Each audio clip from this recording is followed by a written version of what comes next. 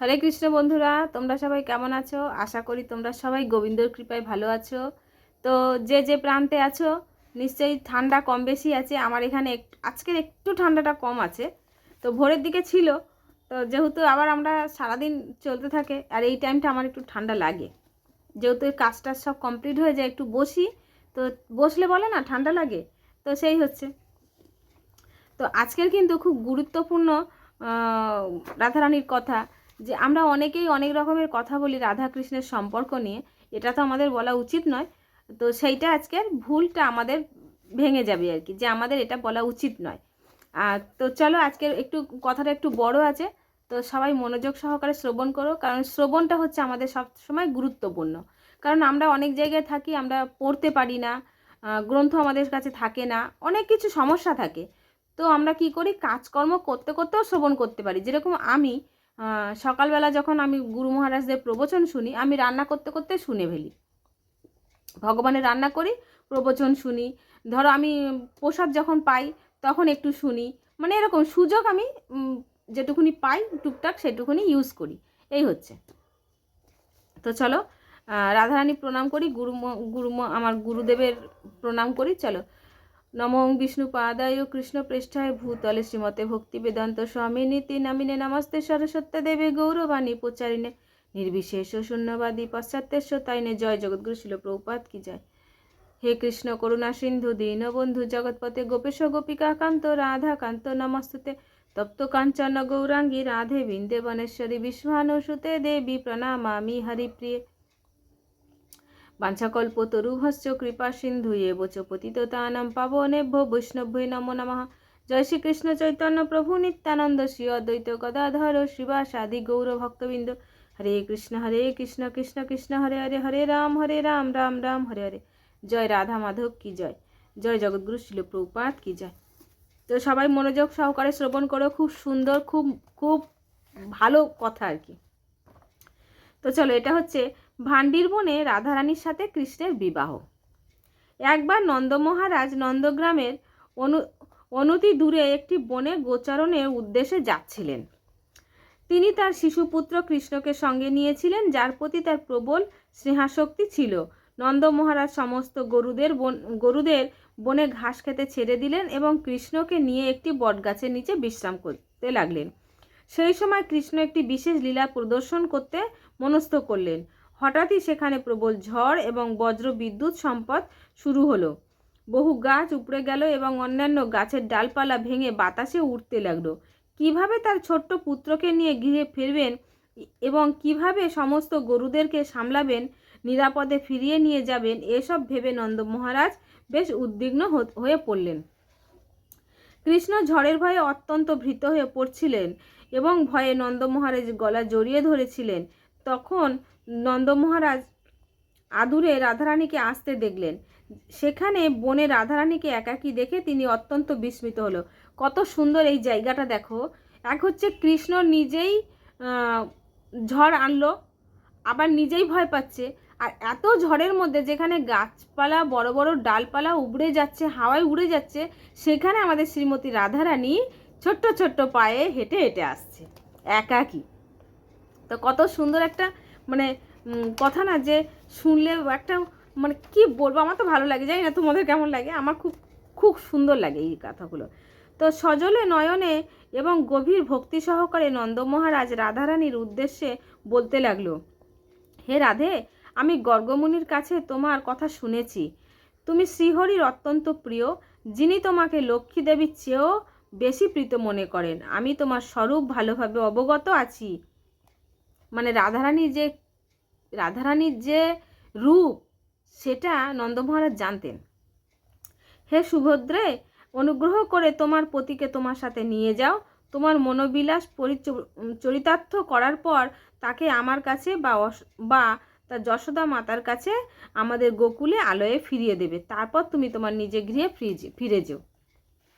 বা এক এক হচ্ছে নন্দ মহারাজ তার সন্তানকে কি বলবো, রক্ষা করতে পারবে না, কিন্তু একটা স্ত্রী তার স্বামীর রক্ষা করার জন্য সব কিছু করতে পারে, সেটাই ভগবান বুঝিয়ে দিচ্ছেন। তো এই কথা বলে নন্দ মহারাজ শিশু কৃষ্ণকে রাধারানীর হাতে সমর্পণ করলেন। রাধিকা অত্যন্ত বিনম্রভাবে মৃদু মৃদু হাসছিল। তখন রাধারানী নন্দ মহারাজকে বললেন, আপনার পূর্ব সুকৃতিবশত আপনি আমাদের দুজনকে একত্রে দর্শন করার সৌভাগ্য লাভ করেছেন। গর্গমুনির কৃপায় আপনি আমাদের উপলব্ধি করতে পেরেছেন। একথা আর কারোর কাছে প্রকাশ করবেন না। আমি আপনার প্রতি অত্যন্ত প্রীত ও প্রসন্ন। আপনি আমার কাছ থেকে যে কোনো বর চাইতে পারেন। এবার বলো, যদি ভগবান আমাদের সামনে এসে বলে তুমি বর চাও, আমরা কি চাইবো? আমার একটা ভালো বাড়ি দাও, এমনি বলবো তো? কিন্তু এখানে নন্দ মহারাজ বাড়ি, শোনো নন্দ মহারাজ কি চাইছে, যেটা আমাদেরও চাওয়া দরকার। নন্দ মহারাজ উত্তর দিলেন, হে রাধে, যদি তুমি আমার প্রীত হও তাহলে অনুগ্রহ করে আমাকে এমন কৃপাশিষ্য প্রদান করো যাতে আমার মন সর্বদা তোমাদের দুজনের পাদপদ্মে নিবিষ্ট থাকে। এই শরীর ত্যাগ করার পর আমাকে যেন আর জন্ম না নিতে হয়। হরি বল। তো সবসময় আমাদের গোবিন্দর কাছে, আমাদের রাধারানীর কাছে, গুরু মহারাজের কাছে সবসময় আমাদেরকে এটাই প্রার্থনা করা উচিত যে আমার যেন মন মস্তিষ্ক গোবিন্দর চরণ ছাড়া অন্যদিকে না যায়। আমি যেন নিত্যকাল তোমাদের সাথে থাকতে পারি। রাধারানী কথা শুনে অত্যন্ত প্রীত হলেন। যিনি বললেন, সারা জীবন ধরে আপনি আমাদের ভক্ত থাকবেন। আমাদের প্রীত আপনার অচলা ভক্তি লাভ হবে। সর্বদাই আমাদের পাদপদ্মে অনুধ্যান করুন। জীবনান্তে আপনি নিত্যধাম গোলক লাভ করবেন এবং আমাদের সঙ্গে নিত্যকাল সেখানে অবস্থান করবেন। তো তিনি ছিলেন নন্দ মহারাজ। আমরা তো পাপে পরিপূর্ণ একটা জীব, যেটুকুনি চাওয়ার এইটাই চাইতে হবে, আদার্স আমাদের কিচ্ছু দরকার নেই। সব এখানে পড়ে থাকবে, যে যত বড় বাড়ি বানাক সব এখানে থাকবে, কিচ্ছু সঙ্গে যাবে না। ওই দুটো তুলসী পাতা আর যদি কণ্ঠিমালা কেউ গলায় পরে, সেই কণ্ঠিমালা তাও যদি সেটা ভালো করে না বিচার আচার করে থাকে, তো সেটাও হসপিটালে কাঁচি দিয়ে কেটে দেবে যাওয়ার সময়। এটা আমাদের গুরু মহারাজ সব সময় বলে। আর যদি নিয়ম না আমরা ভালোভাবে পালন করি, কৃষ্ণর দরজা ঠাক করে বন্ধ করে দেবে, দরজাই খুলবে না। এটা আমাদের শিক্ষাগুরু সবসময় বলতে থাকে, তাই তোমাদেরকে এটা শোনালাম। রাধারানীর কাছে এটা আমার প্রত্যেক দিন ভাবা দরকার, আমরা সবসময় এগুলোকে মনে করা দরকার। তো রাধারানীর কাছ থেকে আশীর্বাদ লাভ করে নন্দ মহারাজ বললেন, হে রাধে, আকাশে আরও বেশি মেঘের সমাগম হচ্ছে। সমগ্র বন আধারে আচ্ছন্ন হয়ে আসছে। পুত্র কৃষ্ণ অত্যন্ত ভীত হয়ে পড়েছে। সে এই আধারে গৃহে ফিরে যেতে ভয় পাচ্ছে। তাকে তোমার সাথে নিয়ে যাও। আমাদের গৃহে তার মাতা যশোদার কাছে তাকে সমর্পণ করো। রাধারানী নন্দ মহারাজের অনুরোধ সম্মত হলেন এবং শিশু কৃষ্ণকে তুলে নিয়ে তিনি গোকুলের উদ্দেশ্যে যাত্রা করলেন। সুন্দর বন থেকে যেতে যেতে তিনি যমুনা নদীর তীরে একটি মনোঞ্চ কুঞ্জ বিধিকায় পৌঁছলেন। সেখানে তিনি মণ্ডপ স্মরণ করলেন। তার স্মৃতির আহ্বানে অন্যান্য সুন্দর রাসমণ্ডল তৎক্ষণাৎ সেখানে প্রকটিত হলো। রাসমণ্ডলের ভিত্তিভূমি ছিল বহুবিধ মণিরত্নে নির্মিত। ওই দিব্যস্থানে শত শত স্বর্ণ কলস, কানন, সরোবর এবং নানা ক্রিয়াস্থলী শোভা পাচ্ছিল। চন্দন, কর্পূর, কুমকুম এবং অন্যান্য নানা সুগন্ধ দ্রব্যের সৌরভে সেখানকার বায়ু সুরভিত হয়ে উঠেছিল।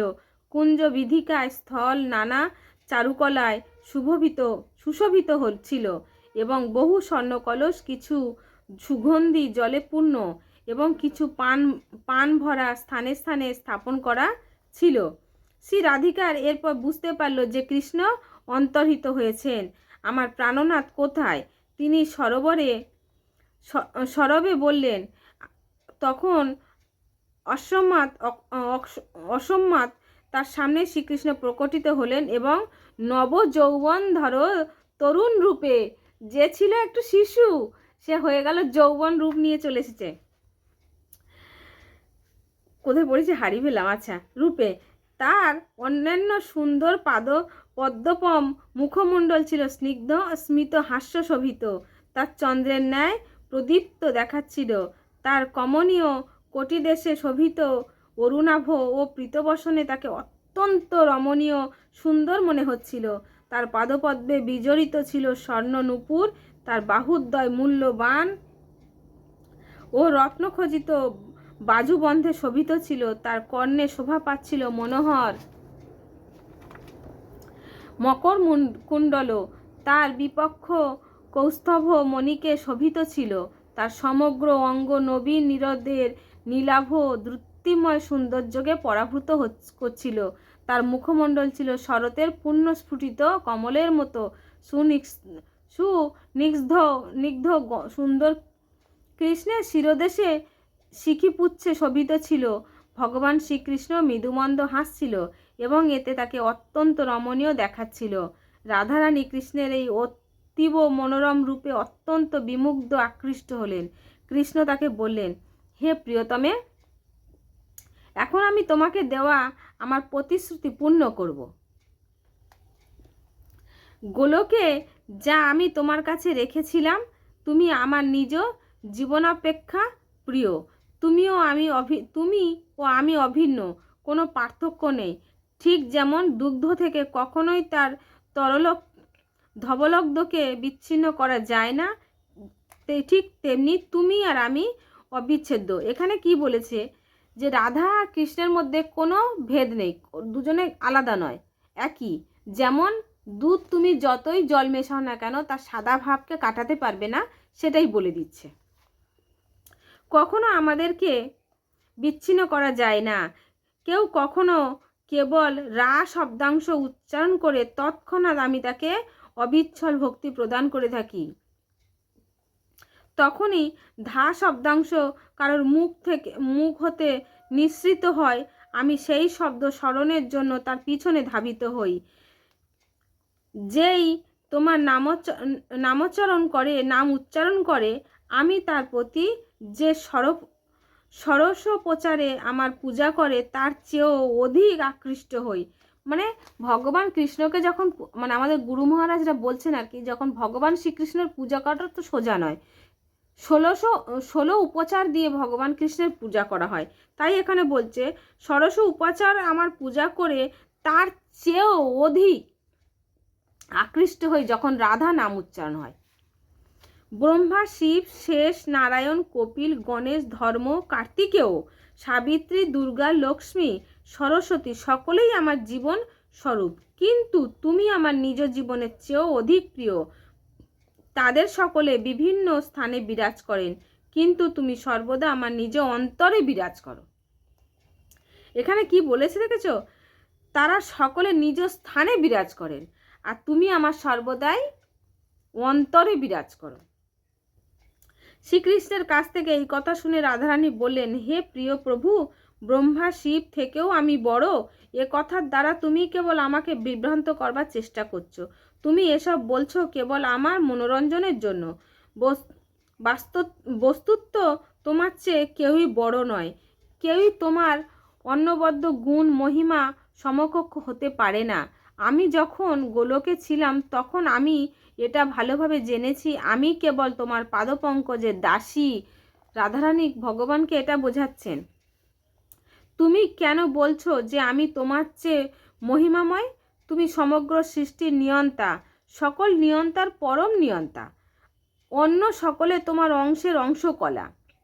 তারা তোমার দিব্য আজ্ঞা অনুসারে এই ব্রহ্মাণ্ডের সৃষ্টি, পালন ও ধ্বংস রূপ কার্য সম্পাদনে নিয়োজিত। তুমি তোমার ভক্তদের ভক্তি অনুসারে তাদের সঙ্গে প্রীতি বিনিময় করো। বহু নারী তোমার মোহন শক্তিতে বিভ্রান্ত হয়েছে। আমি যেহেতু তোমার লীলা সঙ্গিনী, সেজন্যে আমি তোমার বিচ্ছেদ সহ্য করতে পাচ্ছি না।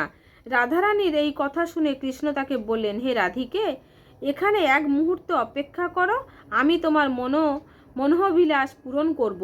তখন কৃষ্ণ মনে মনে ব্রহ্মাকে স্মরণ করলেন। স্মরণ করা মাত্র ব্রহ্মা সত্যকাল হতে সেখানে উপস্থিত হলেন। তিনি কৃষ্ণ পাদপদ্মে তার বিনীত প্রণতি স্থাপন করলেন এবং বহু স্তুতি করলেন। তারপর তিনি রাধারানীকে প্রণিপাত করলেন। তার কমণ্ডলুর জল দিয়ে তিনি রাধারানীর পাদকমল প্রক্ষালন করলেন।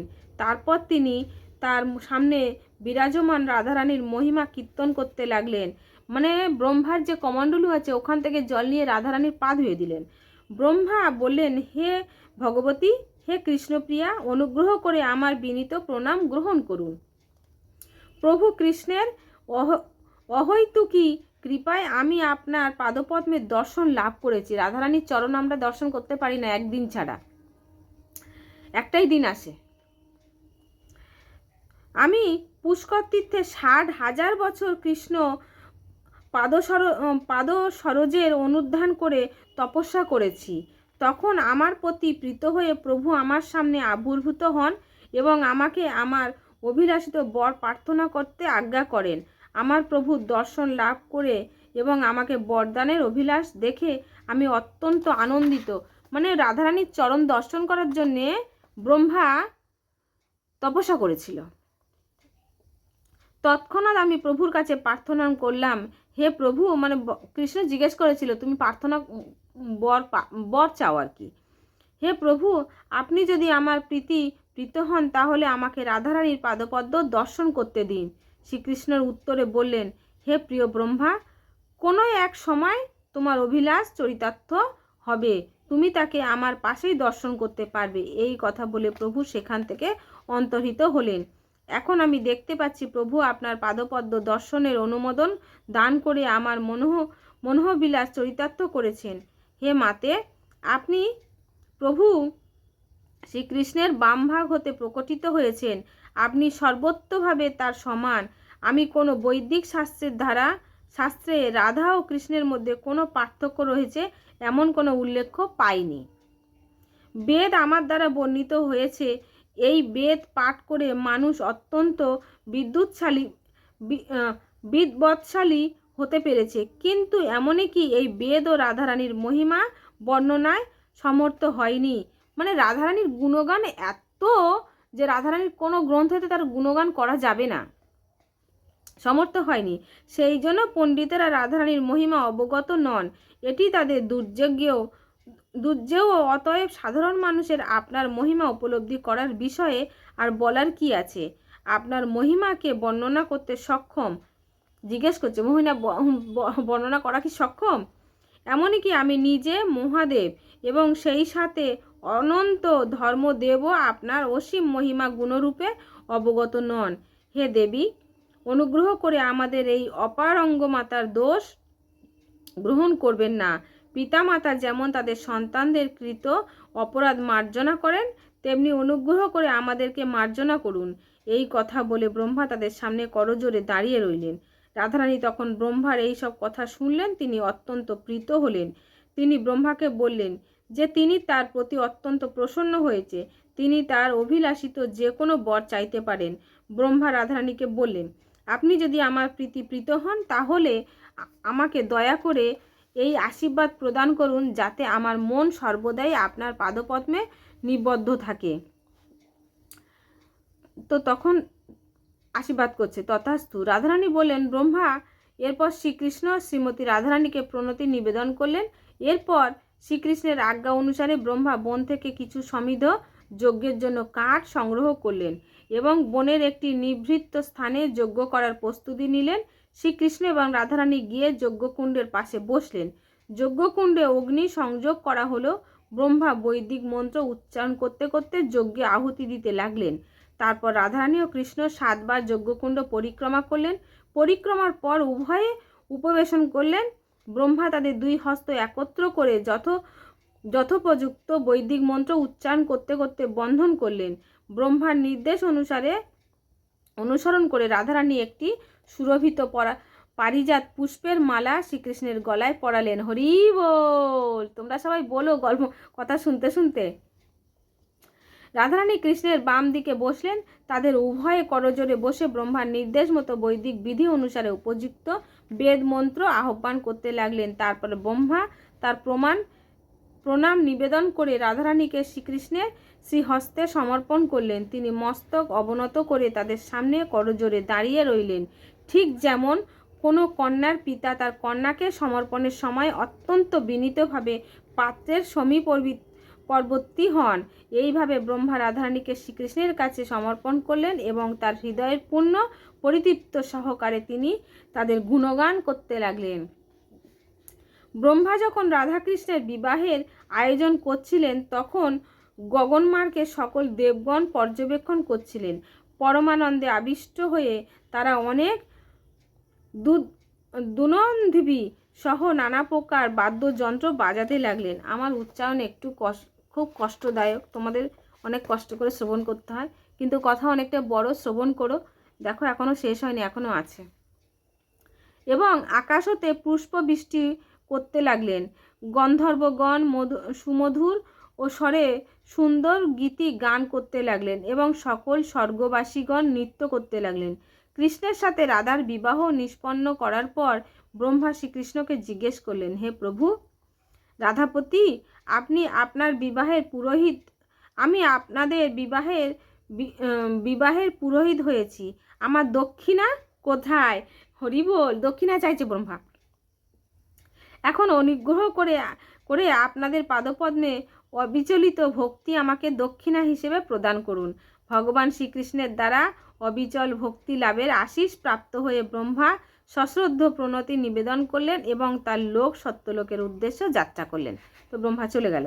ব্রহ্মা তার স্বলোকে যাত্রা করার পর সেই যমুনা পুলিনের নির্জন রম্য কুঞ্চে রাধা ও মাধব মধুর আনন্দপ্রদ লীলাবিলাস করতে লাগলেন।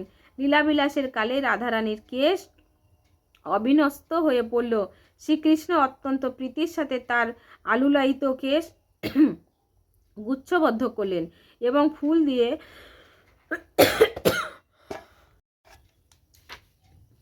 শ্রীকৃষ্ণ অত্যন্ত প্রীতির সাথে তার আলুলোহিত কেশ গুচ্ছবদ্ধ করলেন এবং ফুল দিয়ে ভালোভাবে সজ্জিত করলেন।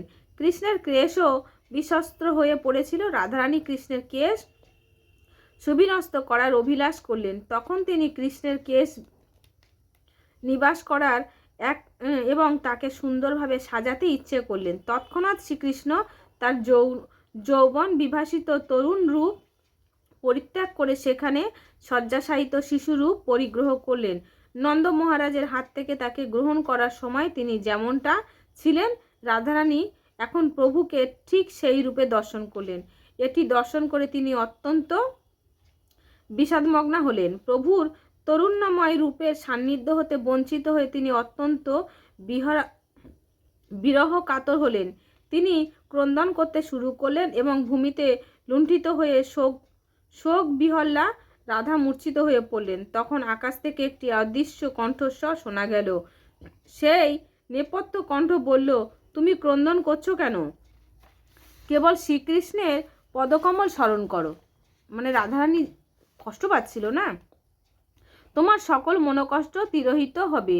তুমি তোমার ছায়া রূপকে গৃহে রেখে সর্বদা তুমি মধ্য নিশীথে তার সাথে রাসমণ্ডলে মিলিত হবে। তুমি সেখানে শ্রী মাধবের সাহচর্য পাবে এবং প্রভু তোমার মনোবিলাস চরিতার্থ করবেন। এখন প্রভুর এই শিশুরূপ গ্রহণ করে এবং গোকুলে ফিরে যাও। একথা শ্রবণ করে বিষভানু নন্দিনী রাধা কোলে শিশু কৃষ্ণকে নিয়ে গোকুলে উদ্দেশ্য গমন করলেন। মনের গতিতে গোকুলে পৌঁছেই তিনি যশোদা মাতার সামনে উপস্থিত হলেন। বৃষ্টির জলে শ্রী রাধার সর্বাঙ্গ সম্পূর্ণ সিগ্ধ হয়ে গিয়েছিল।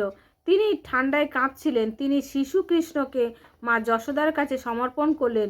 সে সময় শ্রী রাধা যোগমায়া রূপ পরিগ্রহ করছিলেন। তিনি যখন কৃষ্ণকে মা যশোদার কাছে দিলেন, শিশু কৃষ্ণ তখন কাঁদছিল। রাধারানী বললেন, হে মাতা, আপনার স্বামী গোচরণ ভূমিতে ছিলেন, এই শিশুপুত্র তার সঙ্গে ছিল। সেই সময় অকস্মাৎ ঝড় বৃষ্টি অকস্মাৎ ঝড় বৃষ্টি শুরু হলো। আমি এত ভালো পড়াশোনা শিখেছি সে আর বলার নাই। খুব জোরে বাতাস বইতে লাগলো, সঙ্গে বিদ্যুৎ চমকাচ্ছিল এবং বজ্রপাত হচ্ছিল। চারিদিক ঘনাক্ত অন্ধকারে ঢেকে গিয়েছিল। নন্দ মহারাজ এই পরিস্থিতিতে অত্যন্ত শঙ্কিত হয়ে পড়েছিল। তিনি এই শিশুকে আমার কাছে দিলেন। আপনার কাছে দেবার জন্য আমি অত্যন্ত কষ্ট করে আমার কোলে আবৃদ্ধ করে একে আপনার কাছে নিয়ে এসেছি।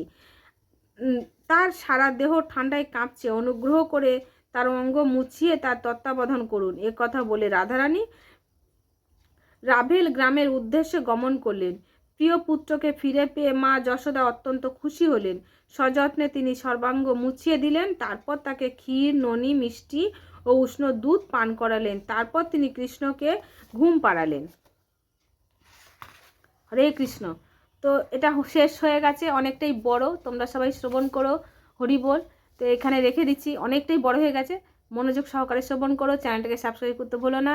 রাধে রাধে, হরি বল।